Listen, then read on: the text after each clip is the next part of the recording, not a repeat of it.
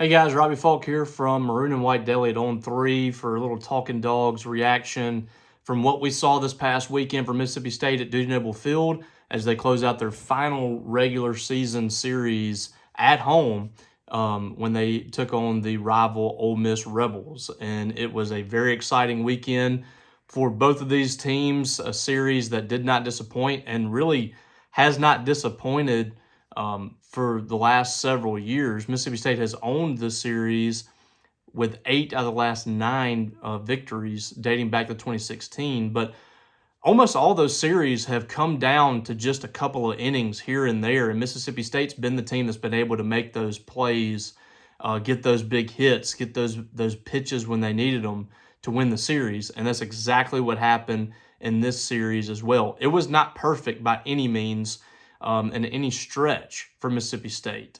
I would say the one thing that was just about perfect for Mississippi State in any of the games was the pitching from Evan Sierry on Friday night in Game 2 against Ole Miss, where I wouldn't say the season was on the line, but it sure felt like a really important game for the Bulldogs to go get.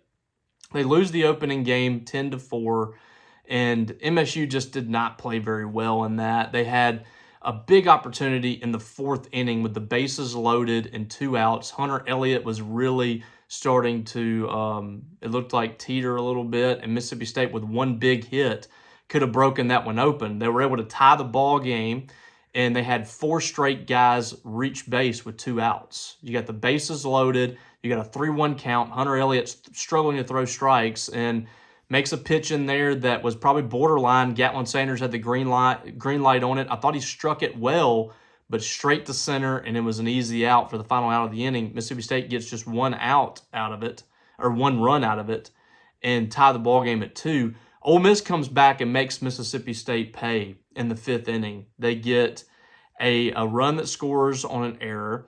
They get a 3-run home run, and then they get a solo home run.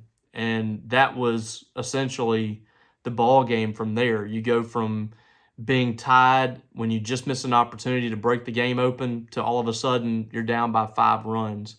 And from there, State just could not get back in it. I thought a big part of that game, though, in the 8th inning, you're down 10-2. Ole Miss decided back in the 6th to bring in their best reliever, Mason Morris. In that inning, they had an 8-2 lead. And they brought Mason Morris in the ball game, I believe, with 2 outs in the inning. And I thought originally when that happened, it was a very bad decision, but you could talk me into it if you're saying that Mason Morris was hot at that point. He had thrown a lot of pitches in the bullpen. You might as well bring him in and not waste him. He gets a quick out, and at that point I thought bring him out of the ball game, but they wanted to make sure they got that win, and he's pitching into the 8th, and they really didn't have anybody up in the bullpen. So it was basically his game from there. He was about to be burnt for the entire weekend, and Mississippi State was able to get him out of the ballgame. He threw nearly 40 pitches and gave up a couple of runs that inning to cut the lead to 10-4, and we never saw Mason Morris again. So that was a pretty big decision that Mike Bianco made in a game that was virtually over at that point with Mississippi State down 8-2. They could have come back in the game, but it was improbable at that point because if they were climbing back into it, I'm sure Mason Morris would have come in, and you feel confident he could have closed that one out. But you essentially lose him for the rest of the weekend. I guess he could have pitched on Saturday, but he had thrown 36 pitches, and you use him up there in that game. So you go to Game 2. State has their backs against the wall. You just lost a game with Pico Khan that I didn't feel like he pitched very well. And I thought Evan Sierry was excellent in this game. 8 innings, 6 hits, no runs, no walks, 15 strikeouts. It was, I don't think there's any question that it was the best game that we've seen from a pitcher inside that stadium, inside the new stadium since it opened in 2019. It was the most strikeouts since Will Bednar in 2021. I think the only other game that could come close to this from a starting pitching standpoint would be Brooks Auger against Ole Miss in the SEC tournament last year when he struck out 13. I think he gave up a solo home run, and that was the only run he gave up in the entire game. And he had only thrown like 8 or 10 balls the entire game. He was incredible. I thought Evan Sierry was just as good, if not better, in this game. And commanding the strike zone, Justin Parker was talking about it post-game. He was throwing all 4 pitches for strikes, fastball, slider, curveball, changeup, everything for a strike. Did not go into a 3-ball count against a single batter. That is amazing. He was ahead in counts the entire game. There might have been a couple of batters that he got behind 1-0 or 2-1 or something, but virtually the entire game he was staying ahead in counts, and he never really faced a whole lot of adversity in that game. That was the key. State, and they needed it because State was really struggling to manufacture runs against Riley Maddox. I thought Riley Maddox did a good job as well. They got 2 runs in the second, and were never really able to get anything else going against Riley Maddox. You get an 8th inning that I thought changed the whole ball game. Runners on first and second after a single and a hit by pitch with 2 outs. Justin Parker comes out there to talk to Evan Sierra. I think everybody in the stadium thought he was going to make a pitching change. He decides to stick with him, and he said post-game he never had any intentions of making a change. He was always going to let Sierra try to get out of that. First pitch to Isaac Humphrey, Sierra gets a pop-up that looked like it was tailing for center field. It was going to fall in no man's land, and Sawyer Reeves made a great effort to make that grab and end the inning. And Mississippi State ends up scoring 2 runs in the bottom of the 8th and winning that game 4-1. That was a huge game for Mississippi State to get because it gave them momentum going into Game 3, and I thought really kind of set things back even as far as pitching's concerned and things like that. Even felt a little better about Mississippi State because of the Mason Morris situation. Having thrown 36 pitches, you didn't expect him to be extended. He could throw a couple of innings, maybe 1 or 2 innings, but you did not expect him to be extended in that game, and that's exactly what happened. We didn't see Mason Morris because it just didn't call for him to come in the game. Connor Spencer ended up pitching Game 3, who's their closer, and probably 25 pitches is about what he throws. He threw 2 innings. He's not a long stint guy, but he did give Ole Miss a chance, and we'll talk a little bit about that. Carson Ligon delivered a really good performance, not Evan Sierra-esque, but it was really good. It was exactly what you needed. He went 5 innings, gave up 3 hits, 1 run. He walked 6 guys, but it didn't really come back to hurt him. He found ways to get out of innings, struck out 7 batters. I thought he was good. And he, like I said, he gave you exactly what you needed because you look at his performance. When he leaves the game, you have a 6-1 lead. That's a perfectly manageable lead for Mississippi State's bullpen for most of the year, but they weren't able to really hold that lead with confidence. Nate Williams comes in, he pitches an inning and a third, gave up 2 runs on a hit with a walk. Luke Dotson came in, pitched an inning and a third, gave up 2 hits, 2 runs, a walk, and a strikeout. So the lead quickly vanished for Mississippi State after 2 runs in the 7th, 2 runs in the 8th. It's a 6-5 ball game. Ben Davis comes out after striking out a batter the previous inning, which was a big strikeout. He puts the first 2 on base with walks, and everybody in the building is thinking this is about to be a disaster for Mississippi State. They bring in Ryan McPherson, the freshman, who, quite honestly, probably should have gotten in the ball game maybe right after Carson Ligon. But he comes in first and second, nobody out. It really felt like there was no way they weren't going to give up at least the tie there. And McPherson gets a ground ball double play that was just monumental. And then a ground ball to Sawyer Reeves to end the ball game. Ryan McPherson, the guts to come in and do that inning was just the poise was immaculate. And that's big time for a guy that you have very high expectations for. This is going to be huge for him moving forward to be able to call back on that moment that he came in with first and second and nobody out in the 9th inning of a game that you're trying to take a series against the rival that's top 25 in the country. To come out of that unscathed is huge. That's a tremendous amount of confidence that he's going to have now moving forward. And that was big for Mississippi State. 6-5, the final. They get the series. 8 of the last 9 against Ole Miss. Mississippi State has just absolutely dominated the series since 2016. It's really crazy to see because, like I said, there have been a ton of games that have been like this, that have been down to the wire, that have been down the last out, down the last inning. And Mississippi State has been the ones finding ways to win these. Ole Miss has found a way to win a few, but not enough. Mississippi State has now won 8 out of the last 9. The series, obviously, on the year, even at 2 games apiece, but that's basically been what this has been for Mississippi State the last, almost 10 years. They've just been able to get the upper hand in this series. Even last year when they lost the series, they won 3 out of the 5 games. So they won more games during the year than Ole Miss did in this series. But really important win for Mississippi State beyond just the rivalry aspect of it, because it gets the Bulldogs now to 12-15 in SEC play, 31-20 overall. You have a good week here this week coming up, and you're in the postseason. And a good week means Mississippi State needs to win 3 games. They need to, in some form or fashion, they need to either beat North Alabama and win 2 against Missouri, or they need to, if they lose to North Alabama, they need to sweep, because the RPI would be detrimental losing 2 ball games or more against teams that are ranked 145 plus in RPI.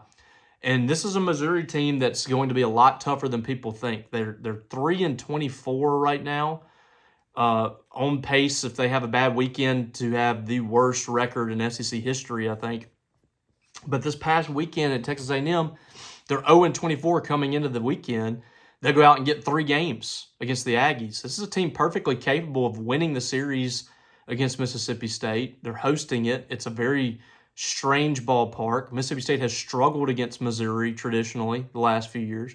You go back to 2021, and Mississippi State loses that series with a chance to win the SEC. 2022 or 2023, one of those, I forget. I think it's 2023. No, it's 2022. State lost a series at Missouri. Last year, a bad Missouri team, State loses 1 of 3 against the Tigers. So they have had Mississippi State's number the last 3 series, and the Bulldogs, they know that. They know what this team is capable of doing. They could ruin Mississippi State's season with a couple of wins this weekend. State's got to go there and play really good baseball, take care of business, and get themselves in postseason and see what happens. And if you win 2 games in this series, if you take the series, I think Mississippi State is in. I think they're going to get into a regional, and we'll see what happens from there. But the bottom line is, we came into the Kentucky series, and after the Auburn series, I told you guys, State needs to go 7-2 in the SEC to end the season. They really need to finish 7-2 to have a chance. They go and sweep Kentucky, and they win the series against Ole Miss. You've now put yourself in position to do exactly that. You're exactly on pace. And I'm not saying that State needs to go sweep the series. That's going to be tough to do at Missouri. But you do that, you're 500 in the league play, you are going to the postseason. And we'll see what happens if that happens. But 14-16 would be a postseason-worthy resume, I believe. State at that point, if you beat North Alabama, will be 34-21 overall. And it's not what you wanted coming into the season. I get that. Everybody wanted to host this year. It's not going to happen. Even if you sweep the series, it won't happen. If you sweep the series and go win the SEC tournament, you're not hosting. But I think for what Mississippi State had happened this year, where they were down in the dumps, they were 7-14 in SEC play, they fired their coach after losing at Auburn, to all of a sudden come back around and finish the way that you have potentially and go get in a regional and have that momentum going in the offseason with a new coach coming, I think would be huge for this program to have back-to-back regionals now. You're kind of getting back on track and moving away from what we saw in 2023. I think that would be huge for this program. They need that desperately. They need to finish this week strong and go to a regional. And from there, you just never know what's going to happen when it gets to that point. So, exciting weekend, exciting 2 weekends for Mississippi State. They need to make it 3 in a row. This team needs to keep the hot streak going. They've done a really good job since the dismissal of Chris Lemonis. I think players are playing together. They're finding ways to win these close games, which is something they did not do earlier in the season, and they haven't done a great job of it the last 4 years. But we've seen a little different pep in this team's step. And now they're moving towards a team that we believe they could be. And this weekend will tell us a story where this team might end up. So North Alabama at 6 p.m. Tomorrow night on Tuesday at home to close out the regular season at Dudy Noble Field. Then you have a 3-game weekend set at Missouri. It starts on Thursday. That's a reminder for you guys. Everybody moves up to Thursday this week due to the fact that the SEC tournament starts on Tuesday. Last weekend's always Thursday through Saturday. So don't forget that. And with that said, I think there's a possibility that you probably move Pico Khan to game 2 and keep him on schedule. He's already a little bit fatigued, you can tell with him. He's thrown a lot of innings. I think it would be conducive for Mississippi State to move him to that Friday slot and potentially move up Evan Seary, I guess, to Thursday, and then Ligon to Saturday maybe. I don't know. You're going short rest with Seary if you do that. I'm not sure what they'll do, but it should be a very interesting weekend. 6 p.m. on Thursday and Friday, Saturday 2 p.m. First pitch there, and we will keep you updated on what they do with the rotation. I imagine we'll have that on Wednesday, the announcement of the rotation. And knowing Justin Parker, he's going to be smart with his pitchers and how he moves them around. So that's going to be something to monitor for sure. All right, guys, appreciate you. Subscribe to this, share this video, tell your friends about it to subscribe to us. We'd really appreciate that. All things Mississippi State sports coming to this channel just about weekly, maybe bi-weekly sometimes, depending on what's going on. So make sure you're staying locked in. Come see us at Maroon and White Daily. We got a $1 deal for 3 months. You can come check us out for 3 months and pay $1. It doesn't get any better than that. We have coaching search news that's coming every time I'm getting information. We have a couple updates on the board. Great network of sites out there that you guys have access to when you subscribe to our channel. And then, of course, the biggest selling point that I tell people about our site is our message board. The most informed Mississippi State posters in the universe are right there on On3 and Maroon and White Daily, whether it be basketball, football, baseball. They are the folks that you want to be talking sports with. And we get in there and get engaged too. So we would love to have you come check us out. Check us out for 3 months. You get 3 months to check us out and see what we got. It costs you $1. You can't get anything for $1 anymore, but you can get 3 months of some of the best recruiting and team news that Mississippi State Beat has to offer. So come check us out. I promise you're not going to want to leave, and you'll stay with us long term, and we would love to have you. So do that today, and I'll see you there. Appreciate you guys. Hope you guys have a great week, and we'll catch you down the road.